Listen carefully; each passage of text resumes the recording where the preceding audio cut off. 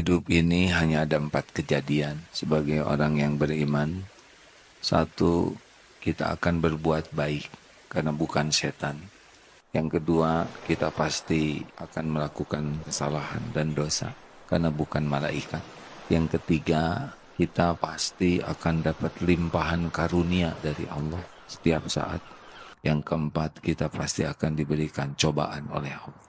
Hanya 4 kejadian ini saja. Kuncinya ada 4. Kalau berbuat baik, kuncinya ikhlas. Barulah akan bahagia. Tidak ada kebaikan yang membahagiakan tanpa niat yang ikhlas.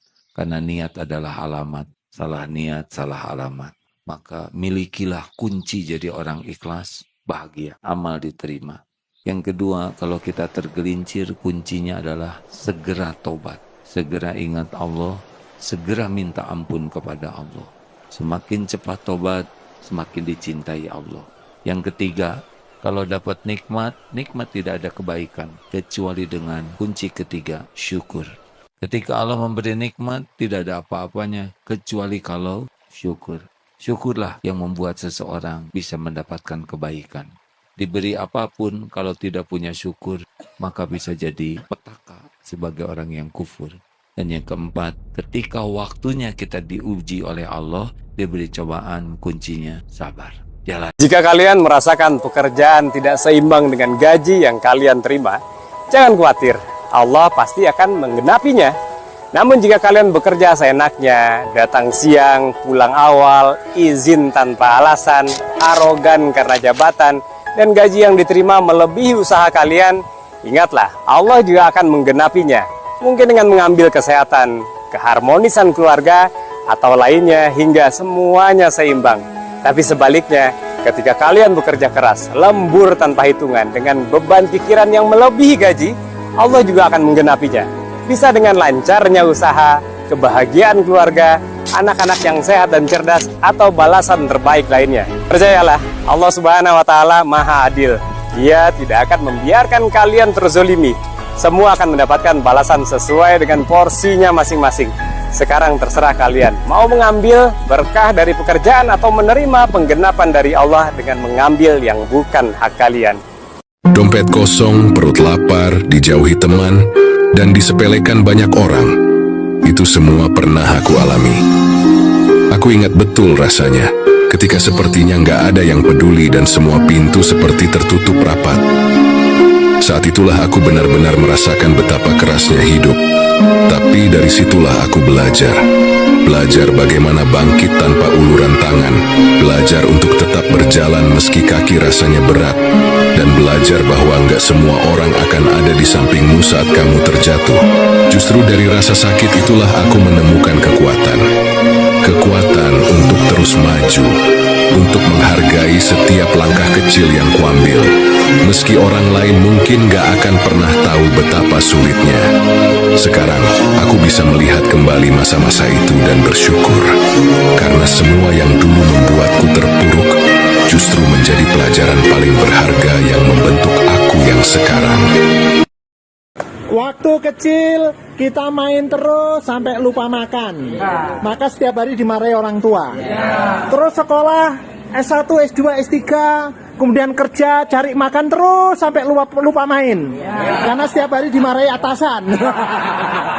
Terus pensiun sudah nggak bisa makan, nggak bisa main walaupun duitnya banyak. Setiap hari dimarahi dokter. Karena sudah asam urat, kolesterol, migran dan lain sebagainya. Tiba-tiba meninggal, kemudian dimarahi malaikat karena nggak pernah beramal selama hidupnya. Jadi kecil dimarahi orang tua, sudah kuliah dimarahi atasan, pas pensiun dimarahi dokter yang nggak pernah membiayai hidup kita, terus meninggal dimarahi oleh malaikat. Jadi hidupnya dimarahi terus lah, komplit hidup ini. Di murah jelas itu dimarahi terus.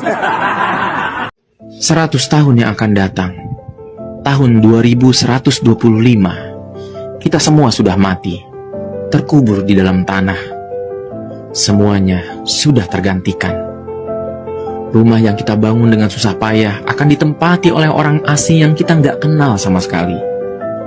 Mobil yang kita beli dengan cara menabung sudah rusak tidak menjelma. Aset yang kita kumpulkan sudah berpindah-pindah tangan entah siapa pemiliknya. Saat itu, semua yang kita miliki sekarang sudah nggak ada lagi. Di mana kita? Kita akan berada di alam kubur untuk ratusan bahkan ribuan tahun lamanya. Nggak ada yang kenal kita. Bukankah saat ini kita juga nggak kenal dengan kakek buyut kita 100 tahun yang lalu? Ternyata benar, hidup itu singkat dan hanya senda gurau belaka. Nggak ada yang perlu dibanggakan. Syukurilah hari ini, kita masih bernafas. Kita masih bisa menambah amal untuk persiapan kehidupan kita yang sesungguhnya. Ramadan akan segera datang. Jangan disia-siakan.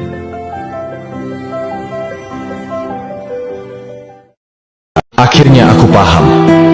Sebaik apapun kita, sebanyak apapun pengorbanan kita, sebesar apapun perjuangan kita, secinta dan setulus apapun kita, semua itu tidak akan ada artinya bagi orang yang tidak pernah menghargai kita. Ternyata, menghargai diri sendiri jauh lebih penting daripada berusaha keras untuk mendapatkan penghargaan dari orang lain. Kebahagiaan tidak terletak pada bagaimana orang lain memperlakukan kita, tetapi bagaimana kita memperlakukan diri kita sendiri. Sampai sini aku menyadari bahwa tidak semua orang layak mendapatkan ketulusan dan pengorbanan kita. Di Islam tuh ternyata ada adab dan sunnah yang bisa kita praktekin pas kita sepedaan. Gak cuma soal teknik sama kuat doa. Ada hadis keren dari Ibnu Umar radhiyallahu anhu. Kana an-nabiyyu sallallahu alaihi wasallam wa juyushuhu idza alaw thanaya kabbaru wa idza habatu sabbahu. Nabi Shallallahu Alaihi Wasallam dan pasukannya bila melewati jalanan perbukitan yang naik, mereka bertakbir, dan apabila mereka turun, mereka bertasbih. Nah, kalau lagi nanjak nih, biasanya tenaga kepake banget tuh ya, biar bisa naik terus. Saat itu kita disunahin bertakbir, biar kita ingat kalau yang maha besar itu Allah, bukan tanjakan yang lagi kita hadapi. Pas turunan beda lagi nih. Turunan tuh kan agak seram ya, kayak kontrol kecepatan biar tetap stabil. Di situ kita disunahin buat bertasbih, biar kita lebih aware dan bersyukur. Next time kalau nemu tanjakan atau turunan, coba praktekin deh. Simple kok. Jadi lo nggak cuma olahraga, tapi dapat pahala juga bro.